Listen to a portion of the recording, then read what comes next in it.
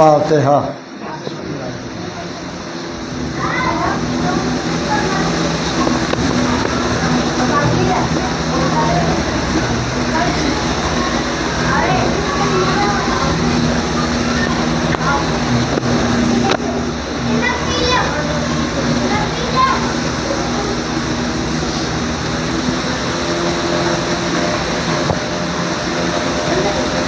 حسبنا اللہ ونعم الوکیل ونعم المولا ونعم النصیر۔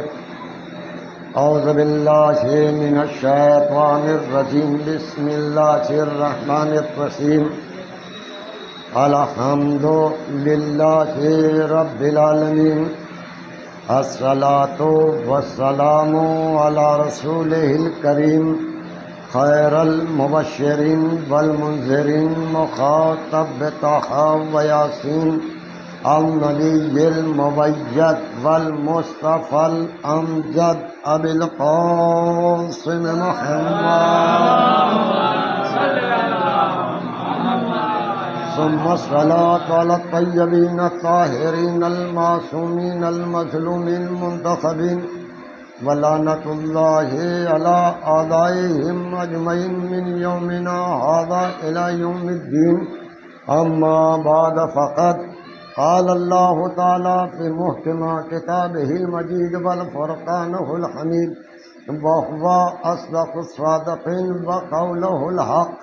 اعوذ باللہ من الشیطان الرجیم، بسم اللہ الرحمن الرحیم۔ یاسین والقرآن الحکیم انک لمن المرسلین۔ صلوات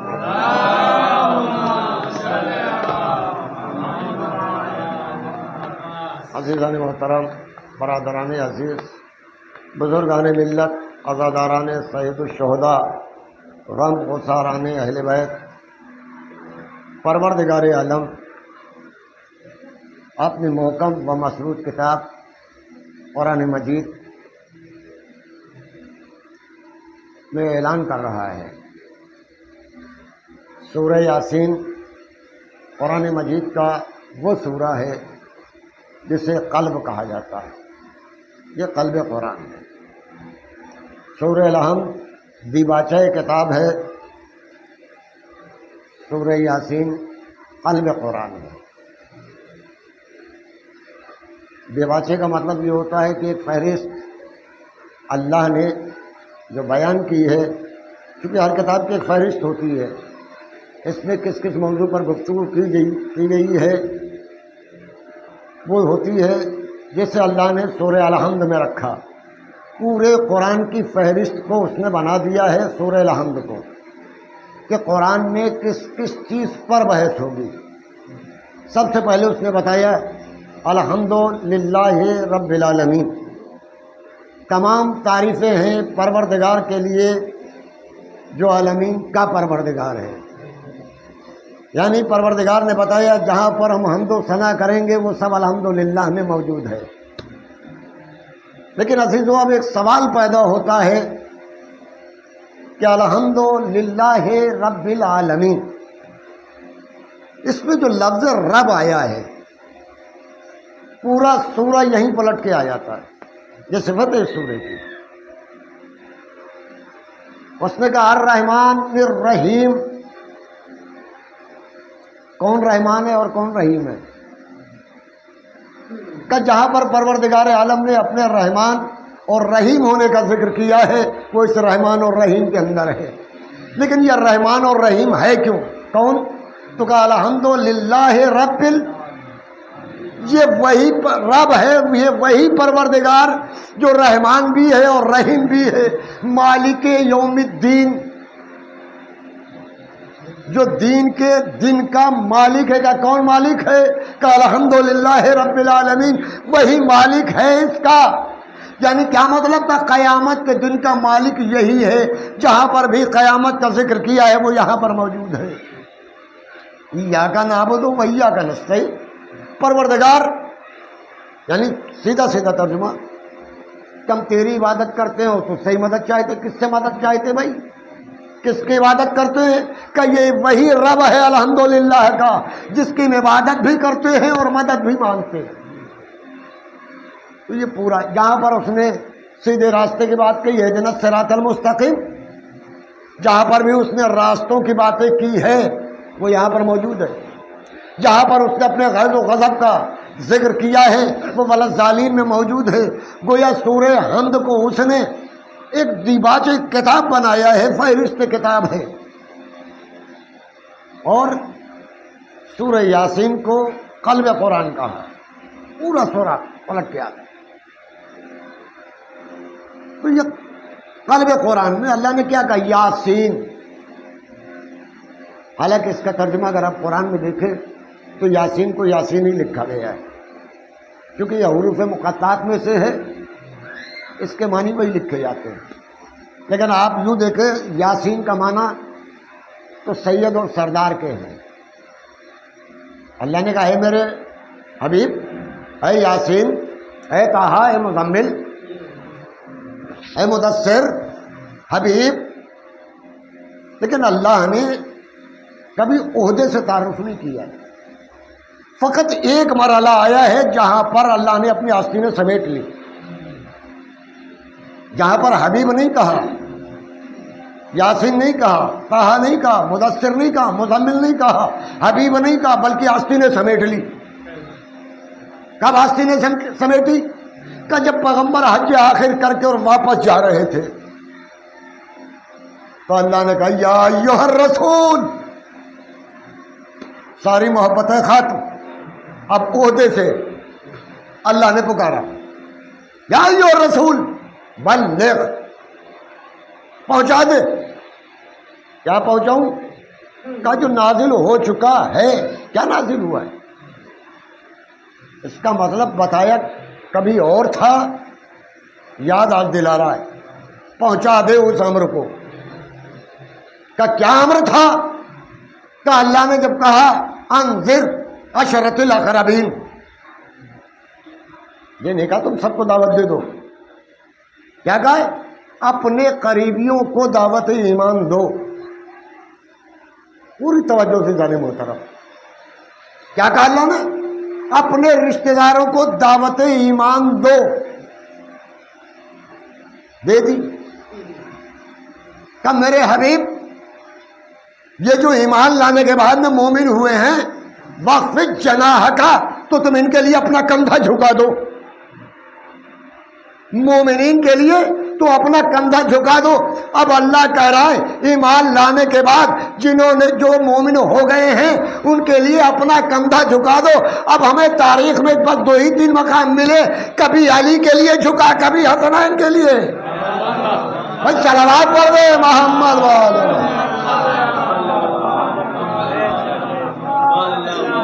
کہیں نہیں جھکا ہے۔ یا علی کو دوش پر بٹھایا 9 ہجری میں، یا علی بتوں کو توڑنا، کہ یا رسول اللہ میرے کندھے پر آ جائیے۔ کہا نہیں علی تم میرے کندھے پر آؤ۔ تب تاریخ کہتی جو نزدیک کے تھے وہ پیغمبر نے لکڑیوں سے گرا دی اپنے ایسا سے، جو اوپر تھے بڑے تھے۔ تو علی نے کہا یا علی ان کو گرانا ہے، کہا میرے کندھے پر آؤ۔ پیغمبر نے کہا نہیں علی تم میرے کندھے پر آ جاؤ۔ یہ ہے مومن جس کے لیے پیغمبر کا کندھا جھک رہا ہے۔ یا علی تو آ۔ عزیزو اگر قرآن کا کوئی ورق ہو اور میرا پیر پڑ جائے تو پڑھے لکھے نہیں جاہل کہیں گے مولانا صاحب آپ کافر ہیں کیا؟ یعنی فوراً فتویٰ صادر۔ پڑھا لکھا نہیں کہہ رہا ہے، ابھی جاہل کی بات کر رہا ہوں، جو چھوٹا اور بڑا بھی نہیں لکھ سکتا، الف بے تو بڑی دور کی چیز رہی، وہ کہتا مولانا صاحب یہ قرآن ہے آپ پڑھ رکھے ہو، کافر ہو گئے ہو۔ مہر نبوت لگی ہوئی ہے، زہق الباطل ان الباطل کان زہوقا، یہ مہر لگی ہوئی ہے۔ قرآن قلب پیغمبر میں ہے۔ پیغمبر کہہ رہا ہے علی میرے اوپر سوار ہو جا۔ علی سوار ہوئے، بتوں کو توڑا ہے۔ تو علی جو قرآن پر قدم رکھے ہوئے ہیں، تو مسلمان کہتے تم علی کو حد سے بڑھا دیتے ہو۔ میں بڑھاتا نہیں ہوں۔ آؤ، میں نے یہی مجلس میں ذکر کیا تھا تابوت سکینہ، وہ تابوت جس تابوت میں موسیٰ کی ماں نے موسیٰ کو رکھا، پانی کے حوالے کر دیا۔ آج تمام مفسرین نے لکھا کہ اس تابوت سکینہ میں کیا تھا موسیٰ کے بعد، کہ اس میں موسیٰ کی توریت تھی، موسیٰ کا پیراہن تھا، موسیٰ کا عصا تھا، موسیٰ کی نالین تھی۔ کیا تھا؟ توریت تھی، یعنی آسمانی کتاب تھی، موسیٰ کی جوتیاں تھی، موسیٰ کی لاٹھی تھی، موسیٰ کا پیراہن تھا۔ ارے مسلمانوں بتاؤ، ارے جس بلندی پر موسیٰ کی کتاب تھی اسی بلندی پر جوتیاں بھی تھی۔ بھائی صلوات پڑھو محمد۔ یہاں پر کوئی نہیں کہتا ہے کہ تم موسیٰ کی جوتیوں کو بڑھا دیتے ہو۔ ارے بھائی جب موسیٰ کی جوتیاں ان کی کتاب کے برابر میں رہ سکتی ہے تو علی کے قدم کیوں نہیں رہ سکتے؟ یا دوسرے لفظوں میں یوں کہوں، ایک قرآن پر دوسرا قرآن آ کیوں نہیں سکتا ہے؟ میں اور علی دونوں ایک نور کے دو ٹکڑے ہیں۔ محمد اگر قرآن ہے تو علی بھی قرآن ہے۔ قرآن قرآن کے اوپر رکھا ہوا تھا، اس میں خرابی کیا ہے؟ ایک صلوات پڑھ رہے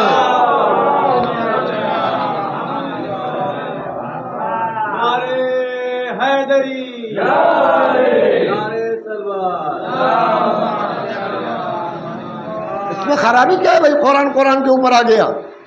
اور ہمارے گھر کا اصول بھی ہے، بڑے قرآن کے اوپر چھوٹا قرآن رکھ دیتے ہیں، باقی کوئی کتاب نہیں رکھی جاتی اس کے اوپر، کیونکہ یہ بھی قرآن ہے یہ بھی قرآن ہے۔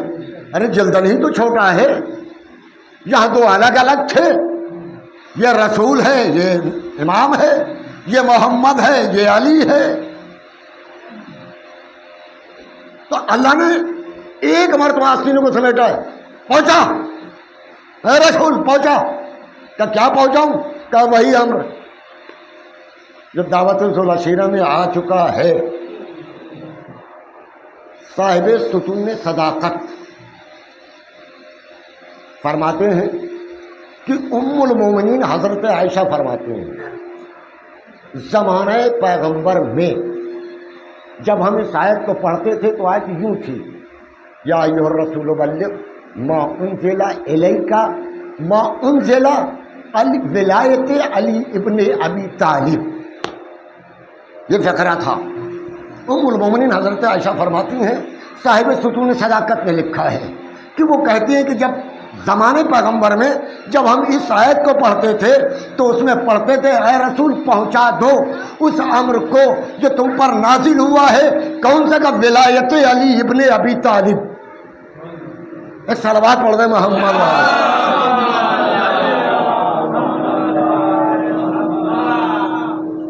جو ولایت علی ابن ابی طالب تمہارے لیے آئی تھی اس کو کہا اگر نہیں پہنچایا تو گویا کوئی کار رسالت انجام نہیں دیا۔ 63 سالہ حیات پتھر کھائے، اس سے کہہ رہا ہے کہ اگر نہیں کیا تو سب کچھ سماپت، تم نے کچھ کیا ہی نہیں۔ جامع الاخبار میں ہے کہ یہ آیت پیغمبر پر لگاتار نازل ہوتی رہی، 2 بار نازل رہی، پیغمبر خاموش رہے، لیکن آیت کا ایک فقرہ اس میں نہیں تھا جب 2 مرتبہ آئی ہے، یا ایھا الرسول بلغ ما انزل الیک من ربک وان لم تفعل فما بلغت رسالہ۔ اتنی آیت 2 مرتبہ نازل ہوئی، تو اسی مرتبہ جب جبرائیل آئے ہیں تو انہوں نے آگے کا فقرہ بڑھا دیا، واللہ یعصمک من الناس۔ میرے حبیب ڈر رہا ہے نا، تم پہنچا دے، ہم تمہیں لوگوں سے محفوظ رکھیں گے۔ پروردگار 1.25 لاکھ حاجی، اس میں تو کہہ رہا ہے کہ پہنچا میں بچاؤں گا، کس سے بچائے گا؟ خیبر ہو چکی، خندق ہو چکی، بدر ہو چکا، حنین ہو چکی، جنگ تبوک ہو چکی، جنگ سلاسل ہو چکی، اب کس سے بچائے گا؟ اب تو یہاں سب کے سب حاجی ہیں۔ تو آج اپنے پروردگار آواز دے کہ حاجی ہیں لیکن اس میں پاجی بھی ہیں۔ بھائی صلوات پڑھو محمد والے محمد۔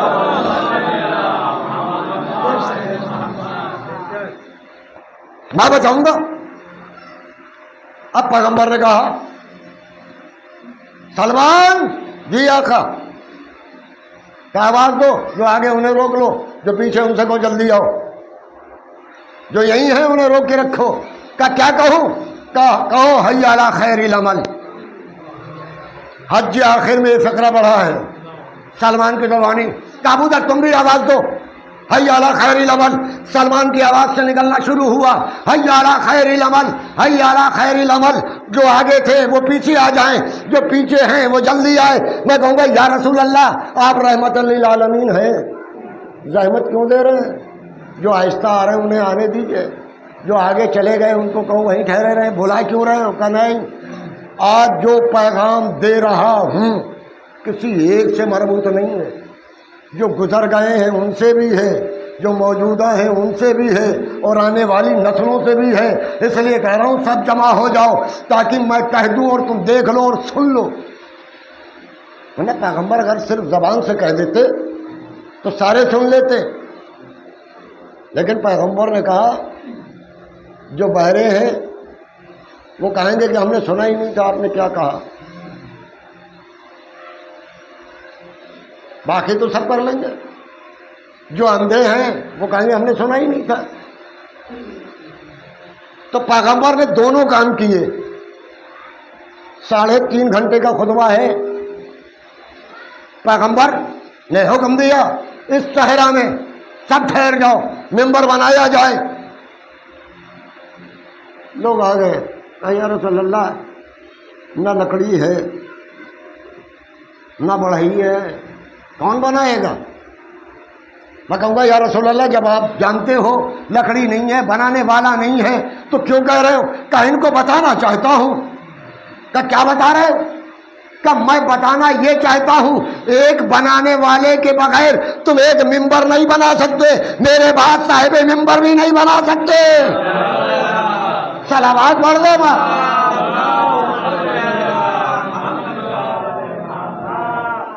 میرے بعد صاحب ممبر بھی نہیں بنا سکتے ہو۔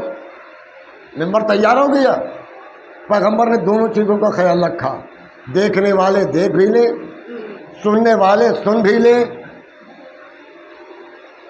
ممبر پر گئے، علی کے ہاتھوں کو پکڑا، اتنا بلند کر دیا کہ سفید بغلی نمودار ہو گئی۔ اس کے بعد کہا اللہ مولا ہو من کنت مولا ہو علی مولا، جس کا اللہ مولا ہے اس کا یہ رسول مولا ہے، جس کا یہ رسول مولا ہے اس کا یہ علی مولا ہے۔ یہی تو کہا ہے من کنت مولا بہت علی مولا، آگے پیچھے بھی ہے۔ پھر پیغمبر نے کہا پروردگار سلم لمن سالمکم، اے پروردگار تو اسے صلح کر جو علی سے صلح کرے، حرب لمن حاربکم، اے میرے پروردگار تو اس سے جنگ کر جو علی سے جنگ کرے۔ اللہ، یہ محمد کی دعا ہے۔ بہرحال یاسین والقرآن الحکیم، اے میرے سید و سردار والقرآن الحکیم، تو حکیم ہے، قرآن تیرا حکمت والا ہے۔ اے میرے حبیب، اے میرے یاسین تو حکیم ہے۔ حکیم ہے تو کیا مطلب؟ یعنی ڈاکٹر ہے، علاج کرنے والا ہے۔ بھائی آپ نے کسی نے پیغمبر سے پوچھا یا رسول اللہ اتنے القاب آپ کے ہیں، سب سے زیادہ آپ کو کون سا لقب پسند ہے؟ تو پیغمبر نے فرمایا کہ مجھے سب سے زیادہ لقب جو پسند ہے وہ یاسین پسند ہے، سردار ہونا۔ اللہ ہو تو اللہ نے کیا کہا اپنے حبیب کو؟ میرے حبیب تو حکیم ہے، انکا لمن المرسلین، تو مرسل بھی ہے۔ تو پیغمبر کو اللہ نے طبیب بتایا ہے، وہ فضائل کے آخری جملہ۔ اللہ نے کہا میرے حبیب تو ڈاکٹر ہے، کس چیز کا ڈاکٹر ہے؟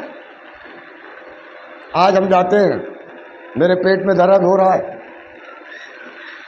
پیٹ والے ڈاکٹر کے پاس میں پہنچے، میں نے دیکھا کہ جو ڈاکٹر ہے وہ خود دوا کھا رہا ہے۔ میں نے کہا ڈاکٹر صاحب کیا ہوا؟ کہ میرا پیٹ خراب ہے۔ میں نے کہا بھائی چلو جب یہ اپنے آپ کو ٹھیک نہیں کر سکتا تو مجھے کیا ٹھیک کرے گا؟ بلڈ پریشر والے کے پاس میں پہنچا، معلوم ہوا ڈاکٹر خود بلڈ پریشر کا مریض ہے۔ بھائی جب یہ اپنے آپ کو ٹھیک نہیں کر سکتا تو مجھے کیا ٹھیک کرے گا؟ لیکن ایک چیز ہے، آپ جائیے کیسا بھی مرض لے کے جائیے، بخار آ رہا ہے تب بھی وہ کہے گا کہ آپ پریشان نہ ہو، ٹھیک ہو جائے گا۔ آدمی کا آخری لمحات ہے، آپ ڈاکٹر کے یہاں لے کے جائیے، وہ یہ نہیں کہے گا کہ اس کو لے جاؤ یہ مرنے والا ہے، کہے بھائی میں کوشش کرتا ہوں لے کے آؤ اندر۔ تو ڈاکٹر کبھی بھگاتا نہیں، پوری توجہ، میں کہوں گا نہیں لیکن آپ کو سمجھنا ہے، کوئی طبیب یہ نہیں کہتا کہ ان کو لے جاؤ۔ تو لوگ کہتے ہیں جب پیغمبر کو معلوم تھا کہ یہ ایسے ہیں تو پہلے کیوں نہیں نکال دیا؟ بھائی پیغمبر تھا ڈاکٹر، آخری وقت تک علاج کر رہا تھا، جب دیکھا یہ مرض الموت پر آ گیا تب پیغمبر نے کہا نکل جا میری بارگاہ سے۔ بھائی صلوات پڑھ دو محمد والے، آخر میں نکالا۔ کیوں؟ ڈاکٹر کا کام ہے، آؤ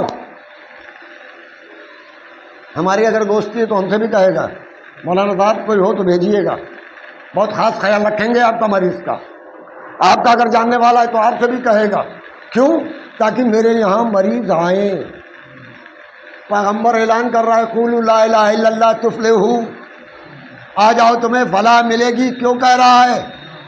یہ آج کا اعلان ہے جو ٹی ویوں پر آتا ہے، پیغمبر کہہ رہا ہے قولوا لا الہ الا اللہ، لا الہ الا اللہ کہو تمہیں فلاح مل جائے گی۔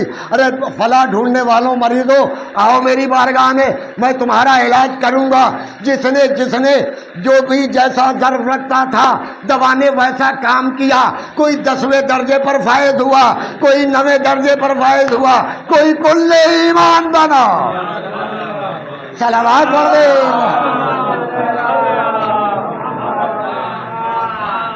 دنیا فخر کرتی ہے یہ ہے یہاں۔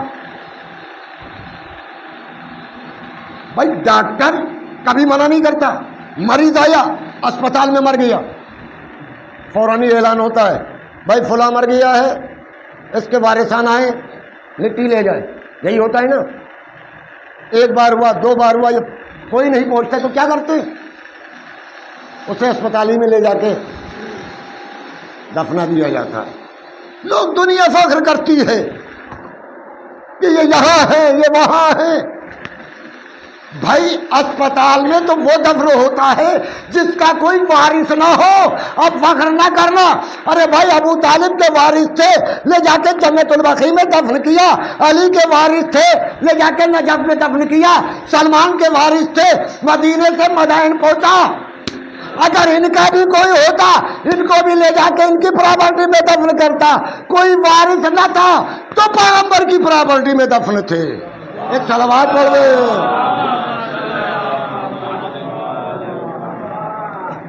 تو یہ ہے قلب جس میں اللہ اعلان کر رہا ہے کہ میرے حبیب تو طبیب ہے۔ اور میں نے کسی مجلس میں کہا تھا کہ فطرس نے اس کی گواہی حسین کے گہوارے سے مس ہونے کے بعد میں دی، اور کیا کہا تھا؟ السلام علیکہ یا طبیب النسیاں۔ وہاں اللہ کہہ رہا ہے میرے حبیب تو طبیب ہے، یہاں فطرس بتا رہا ہے حسین تو بھی طبیب ہے۔ کیسا طبیب ہے؟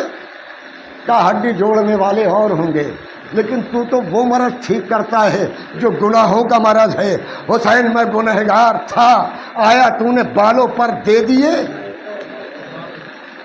کیا کہنا ہے؟ تو یاسین کا لقب پیغمبر نے کیوں پسند کیا کہ مجھے سب سے زیادہ اگر پسند ہے تو یہ لقب پسند ہے۔ کون سا؟ یاسین کا، سید و سردار ہونے کا پیغمبر۔ کیوں؟ کہ اس لیے کہ اس زمرے میں میرے سارے اہل بیت آتے ہیں۔ میں نے کہا وہ کیسے؟ کہ سنو، میں سید الانبیاء، علی ولی انبیاء، فاطمہ سیدۃ النساء العالمین، حسن اور حسین جوانان جنت کے سردار ہے، تو سرداری ہمارے گھر میں ہے، اس لیے ہمیں سب سے زیادہ یہ لقب پسند ہے۔ ایک صلوات پڑھ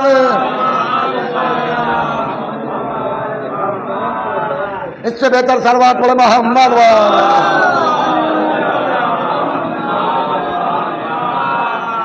اور پیغمبر نے جب ولایت کا اعلان کیا تو ایسے نہیں چھوڑ دیا تھا کہ ہم نے اعلان کر دیا تم چھوڑ دو، نہیں، کہانی کے لیے خیمہ نصب کیا جائے، ایک اپنے لیے نصب کرایا، ایک خیمے میں پیغمبر ہے، سامنے علی ہے، پیغمبر نے کہا کہ دیکھو علی کو مبارکباد دو امیر المومنین کہہ کے، لوگ آتے تھے پیغمبر کے ہاتھ پر ہاتھ رکھا اور اس کے بعد میں علی کے پاس جاتے تھے، ایک صاحب نے کہا یا علی آپ تو کل مومنین کل مومنات کے مولا ہو گئے، لفظ یاد ہے، یعنی تمام مومنوں کے مولا، تمام مومنات کے مولا، تمام مردوں کے حاکم ہیں، تمام عورتوں کے حاکم ہیں۔ اب میری سمجھ میں نہیں آیا جنہوں نے بعد پیغمبر علی کو چھوڑ دیا وہ مردوں میں تھے یا عورتوں میں؟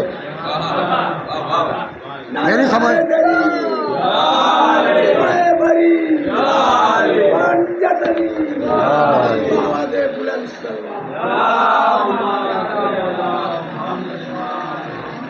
میری سمجھ میں تو نہیں آیا جتنوں نے چھوڑا وہ مردوں میں شامل تھے یا عورتوں میں یا کسی اور میں، کیونکہ پیغمبر نے، اور پھر 3 دن تک یہ سلسلہ جاری رہا۔ بھائی میں اشرا پڑھنے کے لیے آیا ہوں، جب میں چلا تھا تو میرے بچے جانتے تھے کہ پاپا کس دن آئیں گے، جانتے ہیں نا، کیونکہ میں جب چلا تھا تو بچوں نے پوچھا پاپا کب تک رہیں گے؟ 11 تاریخ کو آ جائیں گے؟ میں نے کہا نہیں بیٹا 13 کو آؤں گا۔ کہا کیوں؟ میں نے کہا 12 کو بھی مجلس ہے، سیوم کی ہوگی، تو میرے بچے مطمئن ہیں کہ پاپا آ جائیں گے، کل آج نہیں آئیں گے کل آ جائیں گے۔ ان کو یہ بھی معلوم ہے دوپہر تک آئیں گے یا شام تک آئیں گے، ٹھیک ہے۔ اب میں اتفاق سے 2 دن اور لیٹ ہو گیا، یہاں سے 15 تاریخ کو گھر پہنچا، میرے بچے بھی پریشان، میری ماں بھی پریشان، بیوی بھی پریشان، رشتہ دار بھی پریشان کہ مولانا کو 13 تاریخ کو آنا تھا، آج 15 ہو گئی ابھی تک نہیں آئے۔ میں 3 دن لیٹ اپنے دروازے پر پہنچا، ہماری اماں نے دیکھا میرے لال 3 دن کہاں تھے؟ مجبوری ہے۔ پیغمبر نے روک کے اخبار شائع کیا، خبر ریڈیو پر پہنچائی۔ اب جیسے میں دروازے پر پہنچا اماں نے پوچھا میرے لال کہاں تھے؟ کہا اماں غدیر کے میدان میں پیغمبر نے علی کو تمام مومنین و مومنات کا مولا بنایا ہے، مبارکباد دے رہا تھا اماں، اس لیے دیر ہو گیا۔ اندر پہنچا بیوی ملی، کہا کیوں آئے اتنی دیر سے؟ کہ پیغمبر نے علی کو مولا بنایا تھا، غدیر میں مبارکباد کا سلسلہ تھا اس لیے دیر ہوئی ہے۔ بچے پوچھ رہے بھائی آپ 1.25 نے تو گھر میں میدان میں سنا، غدیر کے میدان میں کہ پیغمبر کہہ رہے ہیں من کنت مولا ہو فہذا علی مولا۔ 1.25 جب گھر پہنچے تو کم از کم 1.25 اوروں نے سنا پیغمبر نے علی کو مولا بنایا۔ بھائی صلوات ہو گئے۔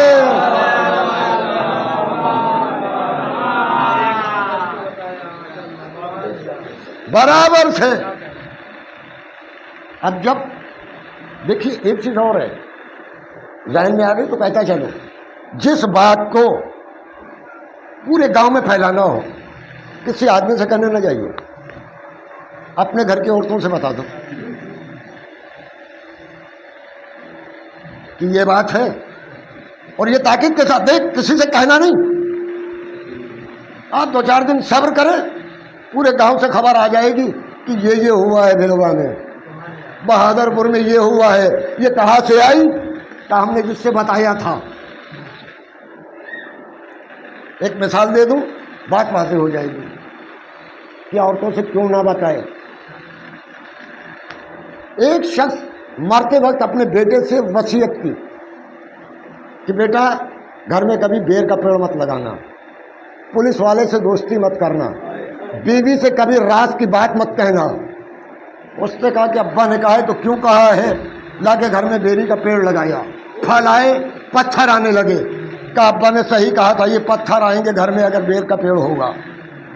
کب پولیس والوں سے دوستی کر لو، دوستی کر لی، کافی عرصہ ہو گیا.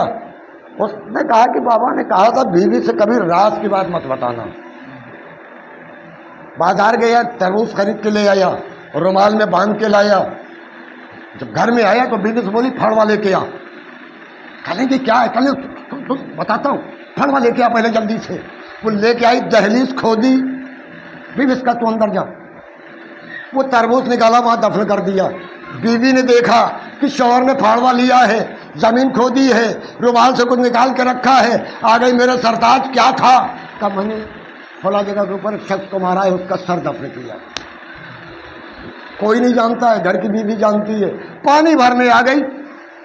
کچھ پانی بھرنے میں عورتوں میں دہاموئی شروع ہو گئی تو ایک مرتبہ کہتی تو نہیں جانتی ہے میں کس کی بیوی ہوں؟ میں اس کی بیوی ہوں جو آدمی کا سر کاٹ کر کے دہلیز میں دفن کر دیتا ہے.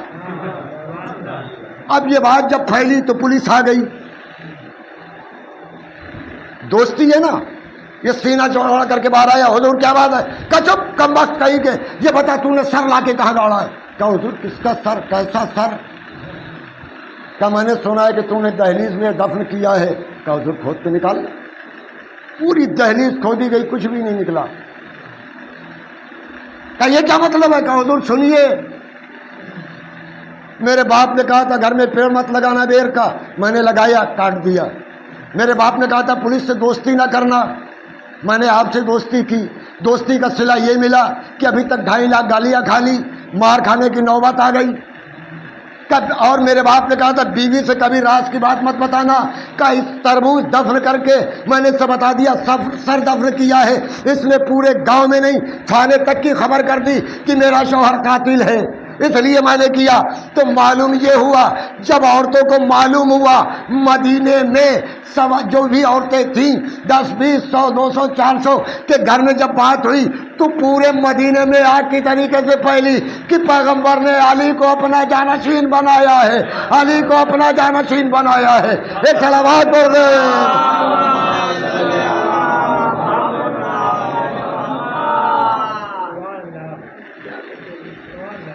علی کو اپنا جانشین بنایا. کس کے ذریعے سے؟ کیا عورتوں کے ذریعے سے. بھائی میں نے عورتوں کی بہت برائی کر دی ہے، تھوڑی سی تعریف کر دوں ورنہ بعد میں گالیاں کھاؤں گا. ایک صلوات پڑھ دیں محمد محمد. عورت ہی جوانان جنت کی سردار ہے، عورتوں کی سیدۃ النساء العالمین. عورت ہے، عورت کا مرتبہ یہ ہے کہ پیغمبر چادر اوڑے ہوئے ہیں، پنجتن لے کے ہوئے ہیں. اللہ نے یہ نہیں کہا محمد ہے، اس کا داماد ہے، اس کے نواسے ہیں، اس کی بیٹی ہے. ارے بھائی عورتوں کا شرف بھی تو دیکھیں. عورتیں اتنی بلند ہیں کہ جب چادر تطہیر میں جمع تھے تو مرکز تطہیر فاطمہ تھی. اللہ کہہ رہا تھا ہم فاطمہ تو و ابوہا و بانوہا و بنوہا. سلوات پڑھیں اس سے بہتر سلوات پڑھیں محمد والے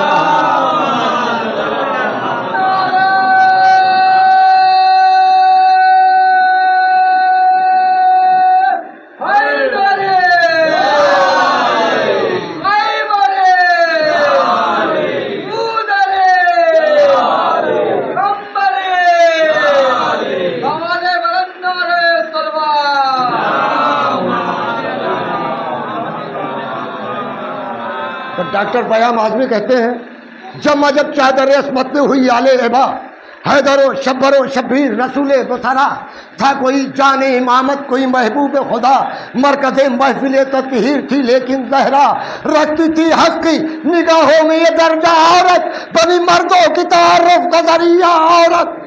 یہ نہ ہوتی تو بشر ظلم کا پیکر ہوتا. باپ ہوتا کوئی دنیا میں نہ شوہر ہوتا. کس کو ہم کہتے بہن، کون برادر ہوتا؟ کوئی کنبہ نظر آتا نہ کہیں گھر ہوتا. اس کا ممنون کرم پیار کا ہر رشتہ ہے، سارے رشتے پہ زمانے کی یہ سر رشتہ. صلوات پڑھ دیں.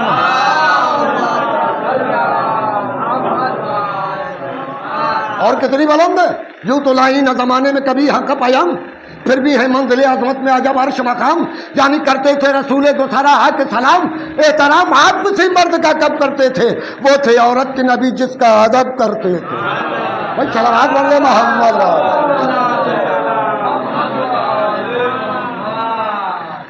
پیغمبر نے کبھی کسی آدمی کا ادب نہیں کیا ہے، جب شہزادی آتی تو اٹھ کے کھڑے ہو جاتے۔ یہ شہزادی کا رتبہ تھا۔ کیوں کھڑے ہوتے تھے؟ کیونکہ پیغمبر کی حدیث یاد دلاؤں، فاطمہ تو بازا تو منی، فاطمہ میرا ٹکڑا۔ اگر محمد کو نبی مانا تو فاطمہ نبوت کا ٹکڑا، رسول مانا تو رسالت کا ٹکڑا، حبیب مانا تو حبیبیت کا ٹکڑا، اگر پیغمبر کو امام مانا تو فاطمہ امامت کا ٹکڑا۔ اور فاطمہ مباہلے میں وہ مرکزیت رکھتی تھی، اگر ایک قدم آگے بڑھ جائے تو رسالت کو خطرہ، ایک قدم پیچھے ہٹ جائے تو امامت کو خطرہ۔ یہ تھی فاطمہ، ترازو کی وہ ڈوری جس سے دونوں پڑلے باندھ کر کے اور وزن تولا جاتا ہے، یہ فاطمہ ہے۔ اگر ایک قدم آگے چلی جائے تو رسالت، ایک قدم پیچھے آ جائے تو امامت، دائیں چلی جائے تب بھی امامت کو خطرہ۔ دائیں حسن بائیں حسین ہیں، وہ اور بات ہے، پیغمبر کی انگلیاں پکڑے ہوئے ہیں۔ فاطمہ وہ نور کے پرکار ہے جس سے عصمت کا دائرہ بنتا ہے۔ اگر فاطمہ اپنی مرکزیت سے ہٹ جائے تو پھر دائرہ نہیں بنتا ہے۔ یہ ہے فاطمہ جس نے اسلام پر اتنا کرم کیا، اپنے قدموں کو اپنی جگہ پہ جمائے رکھا کہ اب تم جیسا چاہو ویسا گھیرا بناتے رہو۔ ارے یہی وجہ تھی کہ پیغمبر سب کچھ کرتے تھے، جب سائے فاطمہ میں آ جاتے تھے تو راحت محسوس ہوتی تھی۔ کیوں؟ فاطمہ اپنے باپ کی ماں تھی۔ باپ کی ماں ہونا سب کے بس کا نہیں۔ 3 دن کا فاقہ ہے، خندق کھود رہی ہے، عالیہ مرتضیٰ جو لے کے آئے، پیسا، روٹی بنائی، فوراً آدھی توڑی، حسن کے دامن میں رکھ دی، میرے لال تیرا نانا بھوکا ہے، بچہ بھی ہے یہ بھی بھوکا ہے، خندق کھودی جا رہی، میرے لال پہلے نانا کو دیکھ آ، تیرا نانا 3 دن سے بھوکا ہے۔ یہ ہے ماں۔ ماں ہی اپنے بچے کا اتنا خیال کرتی ہے، ہر ایک نہیں کرتا، باپ بھی اتنا خیال نہیں کرتا۔ آیا بیوی نے کھانا دے دیا، اس نے سوچا بچوں نے کھا لیا ہوگا، بیٹھا اور کھا لیا۔ ماں انتظار کر رہی ہے کہ لڑکا آ جائے تو میں کھاؤں۔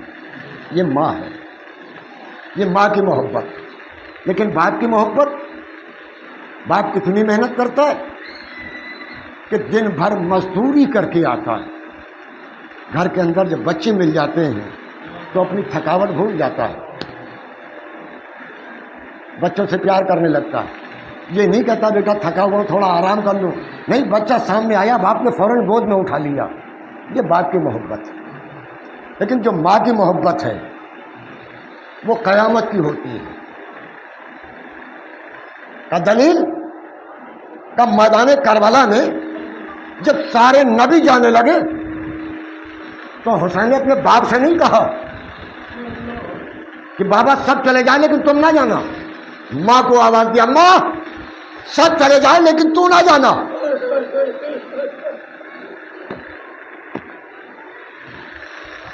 یہ محبت ہے۔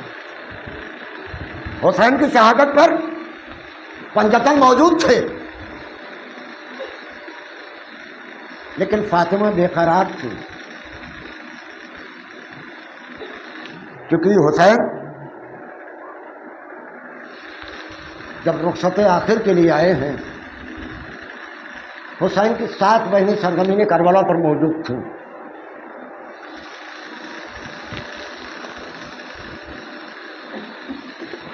جب حسین جانے لگے تو زینب کی آواز آئی، ماں جائے میں حلقہ بناتی ہوں، درمیان سے گزر جاؤ۔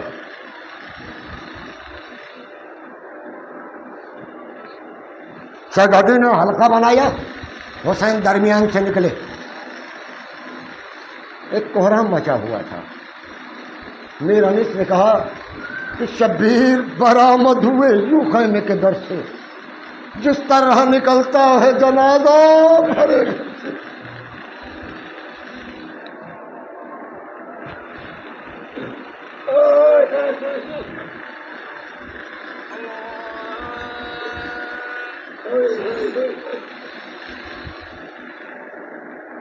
امام حسین خیمے سے باہر آئے، دیکھا تو رہوار سجا ہوا ہے۔ ایک مرتبہ حسین نے دیکھا کہ بہن میرا رہوار کس نے سجایا ہے؟ سجانے کا انداز تو عباس کا ہے، بہن عباس تو دریا پر سو رہا ہے۔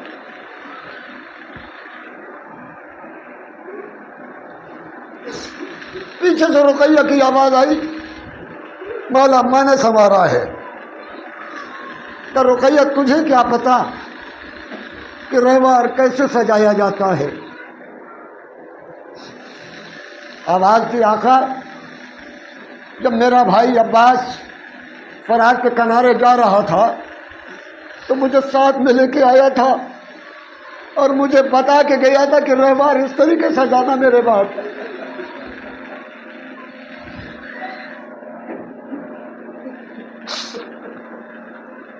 حسین اپنے دائیں دیکھتے بائیں دیکھتے، ایک مرتبہ آواز دینا شروع کر دی، کہاں ہو میرے شیرو؟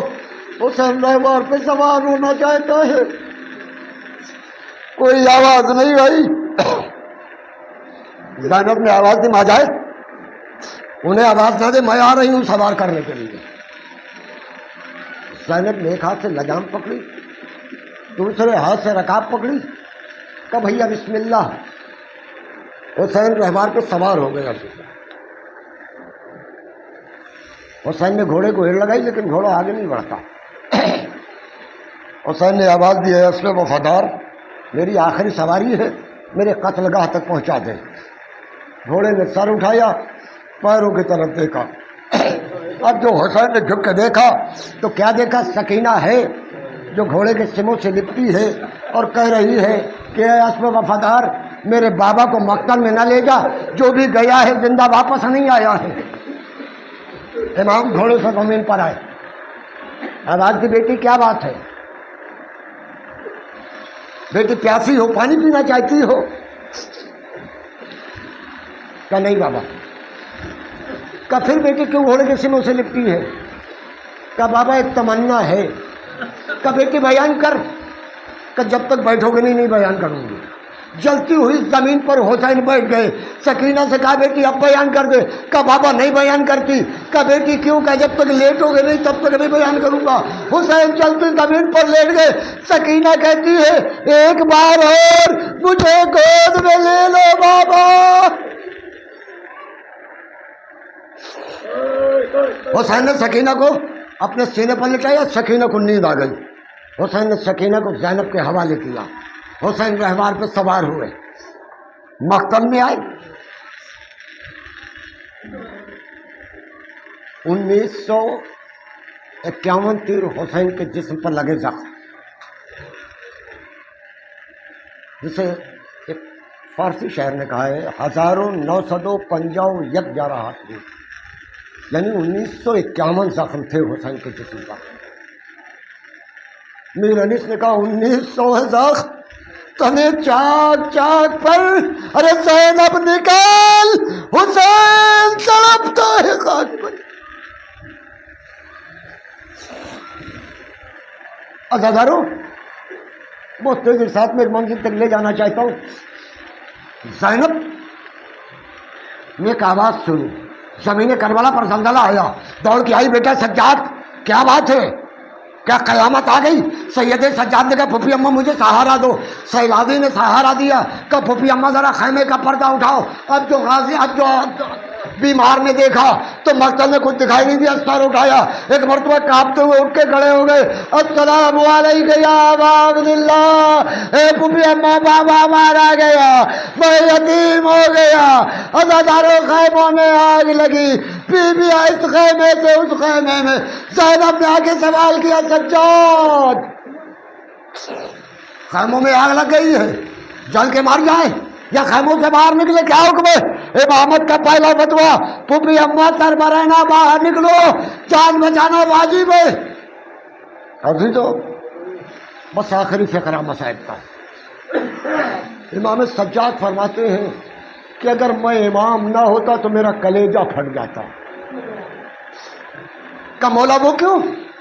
کہ جس وقت شمر ملعون رسی لے کے آیا تھا میری ماں بہنوں کو باندھنے کے لیے، اور اس وقت اگر میں امام نہ ہوتا میرا کلیجہ پھٹ جاتا جب میں اپنی پھوپھی زینب کے ہاتھوں کو باندھ رہا تھا، سکینہ کے ہاتھوں کو باندھ رہا تھا، اپنی ماں کے ہاتھوں کو باندھ رہا تھا، ساربا بن کے جا رہا تھا، ہونٹوں سے گرتے جاتے تھے بچے بھی جا بجا، آئی سرے حسین سے بے ساختہ صدا، کس حال میں ہو بچی پہ میری نظر نہیں، زینب سکینہ گر گئی تم کو۔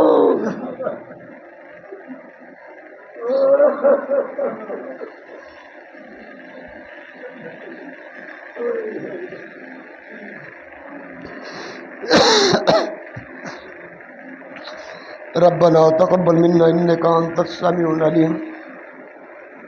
پروردگار ہماری اس عظیم عبادت کو قبول فرما۔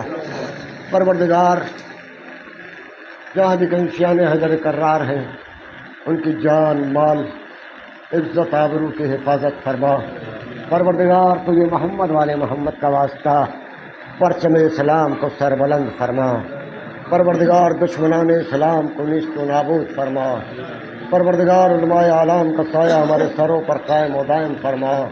پروردگار امام زمانہ کے ظہور میں تعجیل فرما اور ہمیں ان کے انصار باغام میں قرار دے، آمین یا رب العالمین۔ ربنا تقبل منا انک انت السمیع العلیم۔ ماتم حسین۔